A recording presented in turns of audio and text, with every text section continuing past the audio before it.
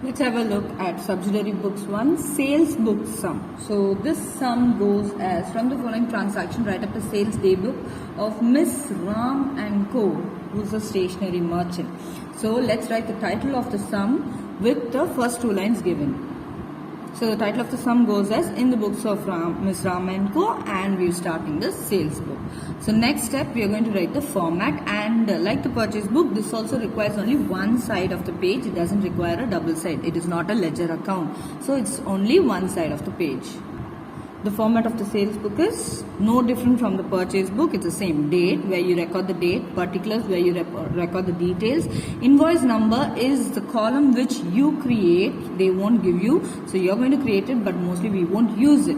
Next, ledger folio and amount in the center of both the inner and the outer column.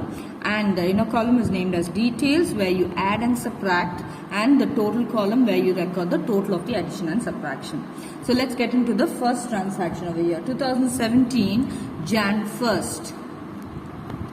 Sold to Anbu and Co on credit 20 reams of white paper at 150 per ream. So this Miss Ram and Co is a stationery merchant. Therefore stationery products are going to be goods for us. Other than stationery, they are called assets.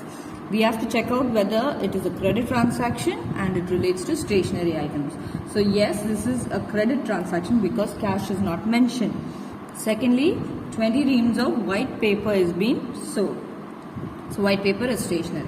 So first let's write down the date 2017 Jan 1st and the name of the merchant, that is Anbu and Co. And write the details of what they have purchased. 20 reams of white paper. So even if it takes more than one line, you can take the next line and write it down.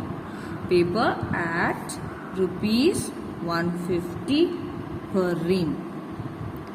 Now since they have purchased only one item, multiply 20 into 150 and put it in the total column. So 2 zeros, 2 5s are 10, 1 carry over, 2 1s are 2, 3. 3000 is the total amount for them. Now let's go to the next transaction. So the second transaction on Jan 2nd, sold to Jagadish and Sons on credit 6 dozen pens at 360 per dozen. So they mention it's on credit and pens are stationery items. So this also comes into the sales book. Put the date number 2 and the name of the merchant, that is Jagadish and Sons. And write down the details of what he has purchased, and what we have sold here. Dozen pens at rupees 360 per dozen. So he has also bought only one set. We have sold him one set. That is only one item. So multiply, put it in the outer column. 36, 3 carry over, 18, 19, 20, 21. 2,160. Now let's go to the next transaction. So the next transaction on the 10th, sold old newspaper for cash. It's a cash transaction. It doesn't come. So skip. Next. On 15, sold on credit to Miss Ilango and Co 10 drawing boards at 170 per piece. So drawing boards are stationery item and it's a credit transaction, sold on credit. Therefore write down the date 15 and the name of the merchant, the company name is Miss Ilango and Co. 10 drawing boards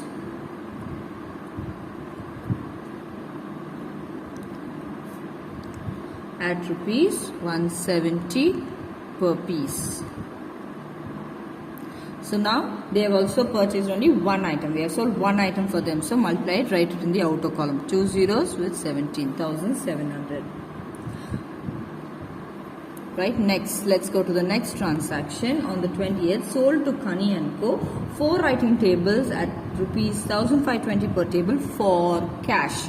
So cash transactions will not appear here. So the 15th is the last. After that we are going to give the total. So sales account, the total or the balance will be recorded in the sales account. So now we're just going to add the 3000, the 2160 and 1700 and write it in the total column. So if we add, we get 0, 6, 8, and 6,860 rupees as a total for the sales account. So this is how a sales book is going to be done.